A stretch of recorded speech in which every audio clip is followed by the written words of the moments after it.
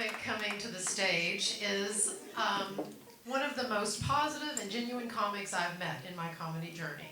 And he's here all the way from Cleveland, Ohio. Everyone give it up for Rick.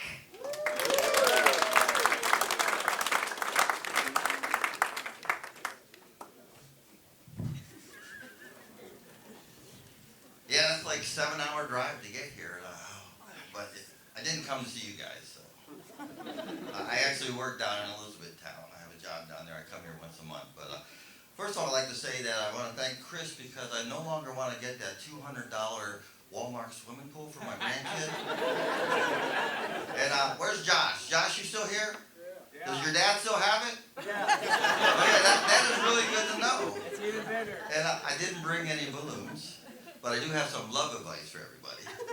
So, any women out there think men have a commitment problem? Yeah, you probably all do. But that's not the case. We don't have a commitment problem. We have a problem when we don't know if we love the woman. Yeah, because if you don't love her, you shouldn't be with her. You should, like, get rid of her. But, so I put together a guide for the men out there. So, if you'd rather eat a can of dog food, instead of taking her to the Olive Garden with all those unlimited salad bar and breadsticks, you don't love her. If you better invite a Jehovah's Witness into your house and listen to him for 30 minutes instead of listening to her how her day went, you don't love her. And if you would rather watch an hour-long documentary on the history of concrete, and I watched it, and I kept waiting. It was just concrete the whole time. The whole hour. I'm thinking there's got to be more to it than concrete, but it wasn't. And I can't get that time back. So yeah, if you better watch that than watch The Notebook with her, then you don't love her. If you better clean the restroom of a truck stop instead of changing the toilet paper roll in her bathroom, you don't love her. And finally, if you better get a root canal done, then take her to the museum to see the Van Gogh exhibition, you don't really love her. Now I'm going to give the women some advice now, that they don't have the commitment problem. They want to commit you up real quick. But their problem is they don't know when they love a man too much. Yeah, you can love somebody too much. So if you got no space left on your phone from taking pictures of him, you love him too much. If you're getting a bikini wax every other day, yeah, you love the guy too much. If you're getting up at 5 o'clock in the morning, doing your hair and makeup, then cooking him breakfast, you love him too much. If you wear like 6-inch stiletto heels to do the laundry, yeah, you love the guy way too much. So that's my advice for tonight. So, when you go to a cemetery, you see the headstones. It's got the when you died, and when you were born and when you're dying. There's that dash in there. Well, that dash represents all the moments in your life.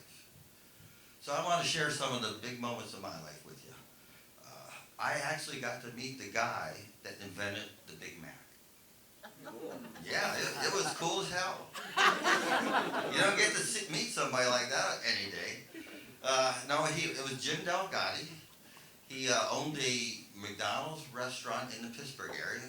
In 1967, Ray Kroc was looking for a sandwich to compete with the Whopper. And he found that he had this sandwich, he made it, became the Big Mac.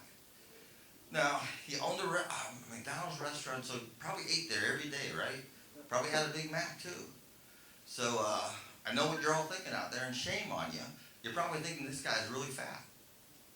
And you shouldn't be thinking that, but he was. But he was a great guy.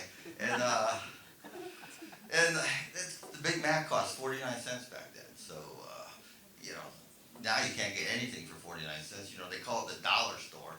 But I heard they were going to be $1.25 now.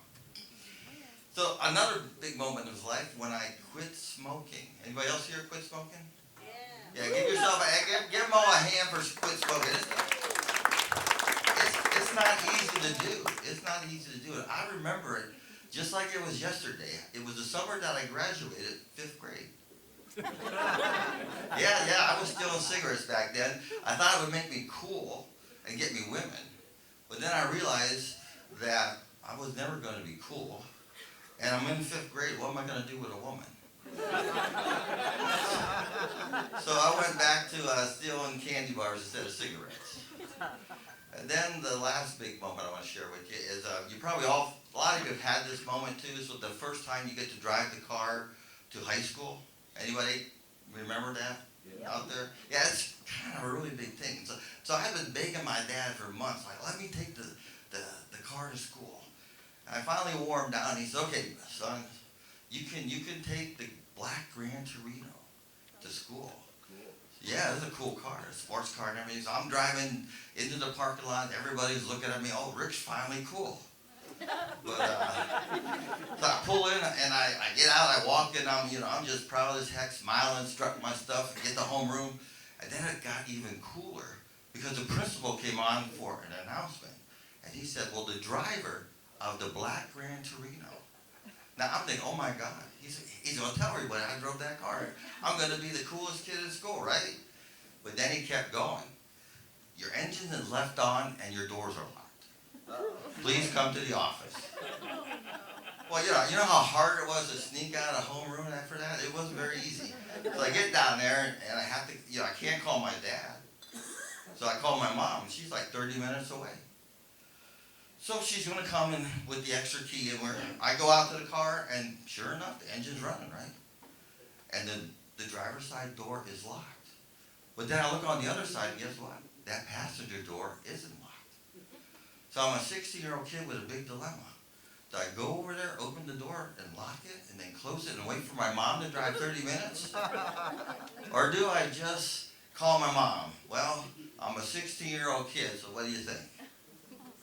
Yeah, I went over there and I opened the door, locked it, and waited for my mom. So I want to thank you all for coming tonight, and you all have a good night and drive safe. Hey, and you guys have been a really good crowd for everybody tonight, all of us.